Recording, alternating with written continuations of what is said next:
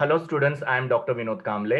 इसके previous video में हम लोग ने प्रोडक्ट पोजीशनिंग के बारे में पढ़ा, जहां पे हमने देखा कि कंपनीज जो है या मार्केटर जो है वो अपने प्रोडक्ट के बारे में एक डिस्टिंक्ट इमेज जो होती है वो टारगेट कस्टमर के माइंड में क्रिएट करते हैं ताकि कस्टमर जो है प्रोडक्ट को आइडेंटिफाई करे और प्रोडक्ट को परचेस करे।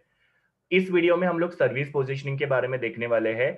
जैसे कि आजकल सर्विस सेक्टर जो है काफी ज्यादा ग्रो कर रहा है, जिसमें बैंक, इंश्योरेंस, ट्रांसपोर्ट, कम्युनिकेशन, ये सारी जो सर्विस सेक्टर्स है वो काफी ज्यादा ग्रो कर रहे हैं। इसके लिए जो सर्विस में डील करने वाले मार्केटर्स है उनको सर्विस पोजीशनिंग करना काफी जरूरी होता है।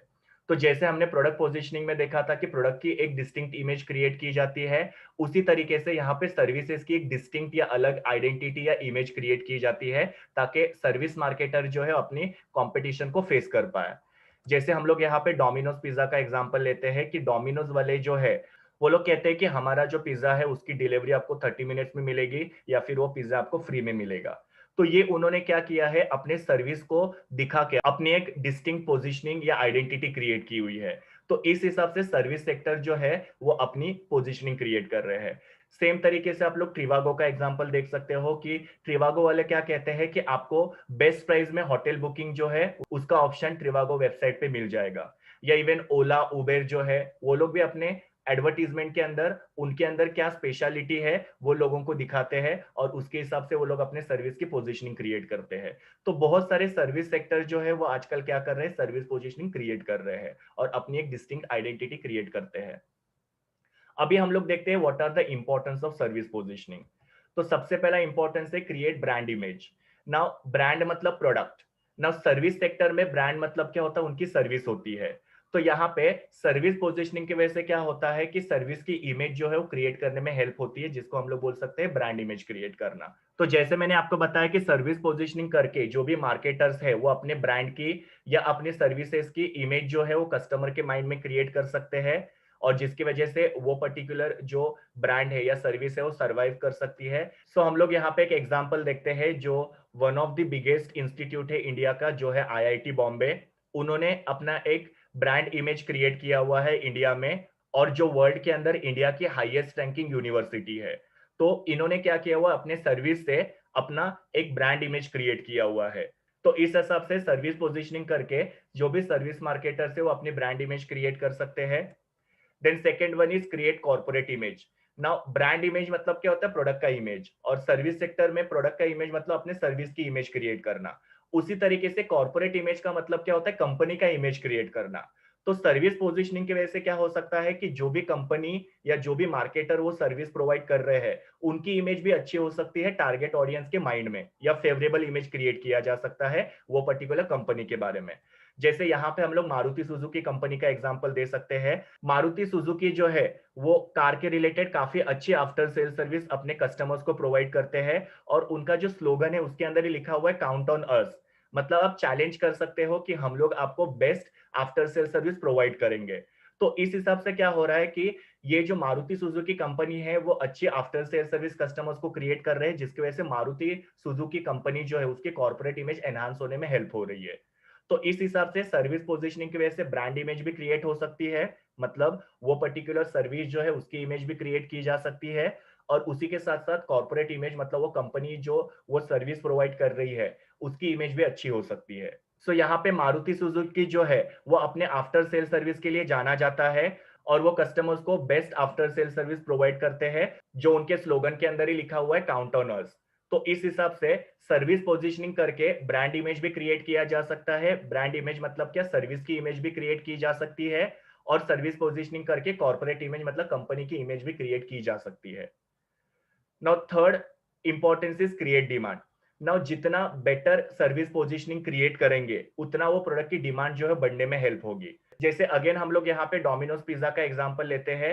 डोमिनोज पिज्जा वाले जो है वो कहते हैं कि हमारा जो पिज्जा है उसकी डिलीवरी आपको 30 मिनट्स में मिलेगी। सो इसकी वजह से क्या हो रहा है कि कस्टमर को एक अश्योरेंस मिल रहा है कि उनको बेटर सर्विस मिलेगी, और उसकी वजह से कस्टमर्स क्या करते हैं, वो पर्टिकुलर सर्विस के लिए ज्यादा डिमांड करते हैं। तो इस हिसाब से जो भी कोई कंपनी अच्छी सर्विस पोजीशनिंग क्रिएट करती है उसकी वजह से उस सर्विस की डिमांड जो है बढ़ती है। अगेन हम लोग यहाँ पे ट्रिवागो का एग्जांपल ले सकते हैं कि बहुत सारे जो कस्टमर्स है वो क्या करते हैं, ट्रिवागो जो है ये वेबसाइट प्रेफर करते हैं होटल बुकिंग के लिए। या इवन हम लोग देखते हैं कि कुछ सालों में ओला उबेर जो है उसकी डिमांड काफी ज्यादा बढ़ चुकी है, बिकॉज उन्होंने अपनी एक सर्विस पोजिशनिंग उस हिसाब से क्रिएट की हुई है। सो यहाँ पे सर्विस पोजिशनिंग की वजह से काफी सारे जो सर्विसेज है उनकी डिमांड बढ़ चुकी है। Next importance is face competition. Obviously अगर आप लोग आपके डिस्टिंक्ट इमेज क्रिएट करते हो या पोजीशनिंग क्रिएट करते हो तो उसकी वजह से आप कंपटीशन को इफेक्टिवली फेस कर पाते हो। जैसे एलआईसी का हम लोग एग्जांपल लेते हैं, काफी सारी इंश्योरेंस कंपनीज जो है वो मार्केट में अवेलेबल है, लेकिन एलआईसी ने ट्रस्ट के बेसिस पे अपना पोजीशनिंग क्रिएट किया है और लोग काफी ज्यादा ट्रस्ट एलआईसी के ऊपर करते हैं, जिसकी वजह से एलआईसी काफी सारे इंश्योरेंस कंपनीज के बीच में भी टॉप में आती है। तो इस हिसाब से यहाँ पे क्या किया जा सकता है कि अच्छी सर्विस पोजीशनिंग क्रिएट करके कंपटीशन को फेस किया जा सकता है, जहां पे हम लोग एलआईसी का एग्जांपल लेते हैं कि maximum customers are trusting on LIC because of their service positioning. Next one is commands a premium. Now commands the premium का मतलब क्या होता है? प्रीमियम मतलब हाई प्राइस।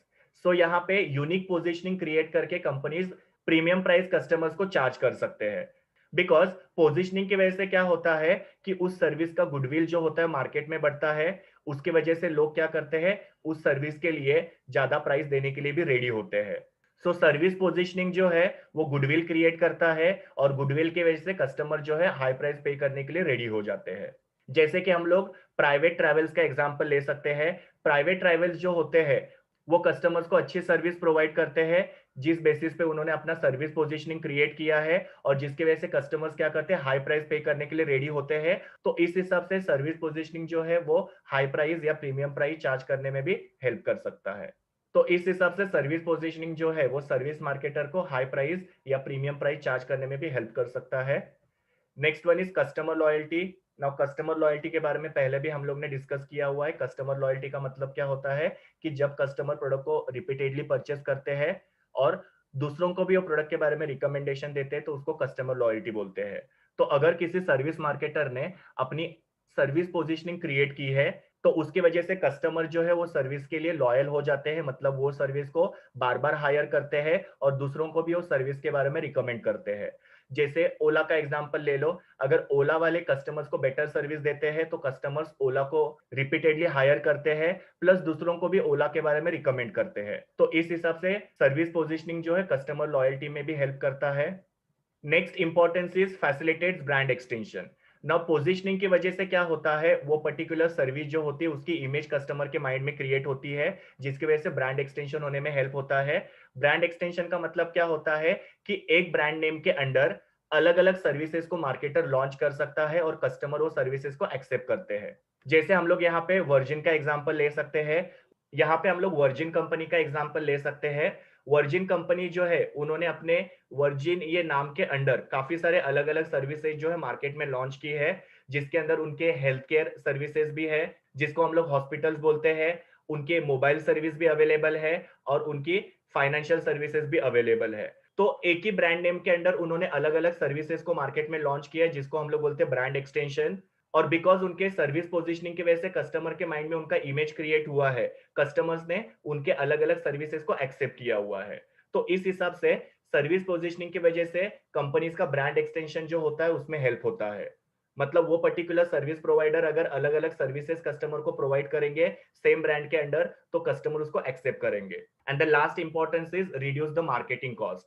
यहाँ पे सर्विस पोजीशनिंग की वजह से कंपनी को ज्यादा मार्केटिंग एफर्ट्स नहीं करना पड़ता है, बिकॉज कस्टमर जो है वो पर्टिकुलर सर्विस के बारे में ऑलरेडी अवेयर है, जिसके वजह से कंपनी का मार्केटिंग कॉस्ट मतलब पर्टिकुलरली प्रमोशन का जो कॉस्ट होता है वो कम हो जाता है। जैसे हम लोग यहाँ पे अमेजोन का एग्जांपल ले सकते हैं कि अमेजोन पे शॉपिंग करना काफी कन्वीनियंस होता है और प्रोडक्ट जो होते हैं वो यहाँ पे काफी रिड्यूस रेट में मतलब डिस्काउंटेड प्राइस में कस्टमर्स को अवेलेबल करके दिया जाता है। तो डेफिनेटली यहाँ पे अमेजोन को ज्यादा मार्केटिंग करने की जरूरत नहीं है या ज्यादा प्रमोशन करने की जरूरत नहीं है, तो उनका यहाँ पे मार्केटिंग कॉस्ट क्या हो रहा है, कम हो रहा है। तो ये सारे थे importance of service positioning. Now we will see the challenges in service positioning, मतलब सर्विसेज की इमेज क्रिएट करने में मार्केटर को क्या क्या चैलेंजेस या प्रॉब्लम फेस करने पड़ते हैं। तो सबसे पहला चैलेंज है इंटेंजिबल। इंटेंजिबल का मतलब क्या होता है, सर्विसेज जो होते हैं वो देख नहीं सकते हैं और सर्विसेज जो होते हैं उनको टच नहीं कर सकते हैं।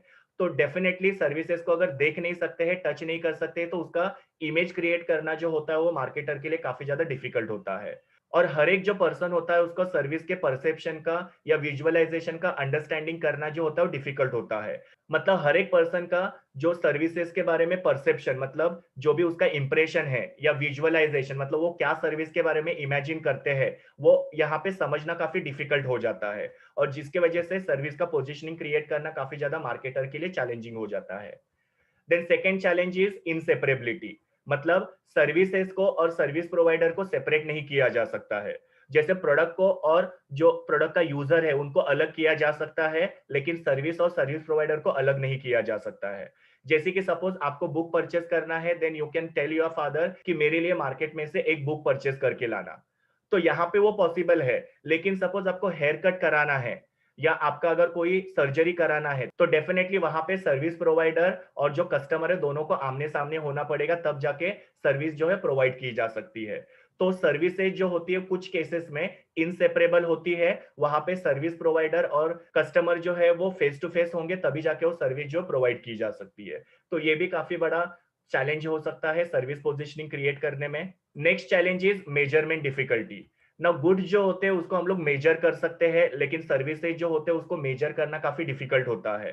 तो कस्टमर्स को यहाँ पे कन्विंस करना काफी डिफिकल्ट होता है कि उन लोगों को जो वैल्यू फॉर मनी है वो सर्विस प्रोवाइडर ऑफर कर रहा है कि नहीं। मतलब कि सर्विस प्रोवाइडर जो है वो कस्टमर को अच्छी सर्विस प्रोवाइड कर रहे हैं, लेकिन उसको मेजर करना काफी डिफिकल्ट हो जाता है। सो कस्टमर को एक्चुअल में पता नहीं चलता है कि उनको वैल्यू फॉर मनी कितना मिला हुआ है। जैसे गुड्स है तो 1 किलो गुड्स परचेस किया तो उसके लिए कस्टमर ने इतना पे किया, तो वहां पे मेजरमेंट पॉसिबल है। लेकिन सर्विसेज में मेजरमेंट डिफिकल्ट होता है। जैसे कि आपने एक पर्टिकुलर लेक्चर अटेंड किया, तो वो लेक्चर जो है वो कितना आपके लिए इफेक्टिव हुआ या वो लेक्चर का कितना कॉस्ट हो सकता है, वो फिक्स करना यहाँ पे थोड़ा डिफिकल्ट होता है, बिकॉज सर्विस को मेजर नहीं कर सकते हैं। तो सर्विस की मेजरेबिलिटी जो होती है वो थोड़ी डिफिकल्ट होती है, इसके लिए सर्विस की पोजीशनिंग क्रिएट करना थोड़ा सा मुश्किल हो जाता है। Then positioning on price. मतलब यहाँ पे सर्विसेज जो होते हैं उसको मेजर नहीं किया जा सकता है, जो अभी हम लोग ने देखा। तो उस हिसाब से सर्विस का प्राइस जो होता है वो भी डिसाइड करना थोड़ा सा मुश्किल हो जाता है। जैसे कि हम लोग कोई भी गुड्स परचेस करते हैं तो उसका मेजरमेंट होता है और मेजरमेंट के हिसाब से उसका प्राइस पे किया जा सकता है। लेकिन सर्विसेज का मेजरमेंट ही नहीं होता है, तो सर्विस का प्राइस यहाँ पे फिक्स करना भी मुश्किल हो जाता है। जैसे कि यहाँ पे हम लोग एक एग्जांपल लेते हैं कि कोई एक पर्टिकुलर सर्विस मार्केटर है जो अपनी सर्विस को लो प्राइस में ऑफर कर रहा है कस्टमर को। तो कस्टमर ऐसे परसीव कर सकते हैं कि ये पर्टिकुलर सर्विस जो है उसका प्राइस लो है, मतलब इनकी सर्विसेज भी इंफीरियर या लो क्वालिटी की होगी। तो इस हिसाब से यहाँ पे क्या हो रहा है, सर्विस पोजीशनिंग जो है प्राइस के बेसिस पे करना भी काफी डिफिकल्ट होता है। कि जहाँ पे हाई प्राइस चार्ज करने की वजह से लोगों को डाउट आएगा कि ये अपने सर्विसेज के लिए इतना हाई प्राइस क्यों चार्ज कर रहे हैं, और लो प्राइस अगर चार्ज करेंगे तो उसके अंदर भी कस्टमर को डाउट होगा कि ये लोग अच्छे क्वालिटी की सर्विस नहीं प्रोवाइड करेंगे। तो ये एक यहाँ पे सर्विस पोजीशनिंग में चैलेंज हो सकता है। और लास्ट वाला है डिफरेंट एक्सपेक्टेशन एंड परसेप्शन। मतलब सर्विसेज के बारे में लोगों के अलग अलग एक्सपेक्टेशन और अलग अलग परसेप्शन होते हैं, वो भी सर्विस पोजीशनिंग के लिए यहाँ पे एक चैलेंज बन सकता है। जैसे कि एक कोचिंग क्लास का एग्जांपल हम लोग लेते हैं कि कुछ स्टूडेंट जो होते हैं वो चाहते हैं कि जो कोचिंग क्लास है उसका इंटीरियर अच्छा हो, या कुछ स्टूडेंट जो है वो चाहते हैं कि वो कोचिंग क्लास का टीचिंग काफी अच्छा हो, या फिर दूसरे स्टूडेंट जो हो दूसरी और एक्सपेक्टेशंस कर सकते हैं। तो यहाँ पे अलग अलग लोगों के एक्सपेक्टेशंस अलग अलग है सर्विस प्रोवाइडर से, और उसके वजह से किसी एक पर्टिकुलर चीज के बेसिस पे सर्विस का पोजीशनिंग क्रिएट करना सर्विस मार्केटर के लिए काफी ज्यादा चैलेंजिंग होता है। तो ये हो गए अलग अलग चैलेंजेस जो सर्विस प्रोवाइडर को सर्विस पोजीशनिंग में फेस करने पड़ सकते हैं। तो इस तरीके से इस वीडियो में हमने देखा कि सर्विस पोजीशनिंग क्या होता है, फिर सर्विस पोजीशनिंग की इंपॉर्टेंस क्या है, और सर्विस पोजीशनिंग में सर्विस मार्केटर को क्या क्या चैलेंजेस फेस करने पड़ते हैं। ये मेरे यूआरएल है जहां से मैंने इमेजेस लिए हैं। Thank you students, please do like share comment and subscribe to my YouTube channel, and also recommend my channel to your friends. We will meet in the next video.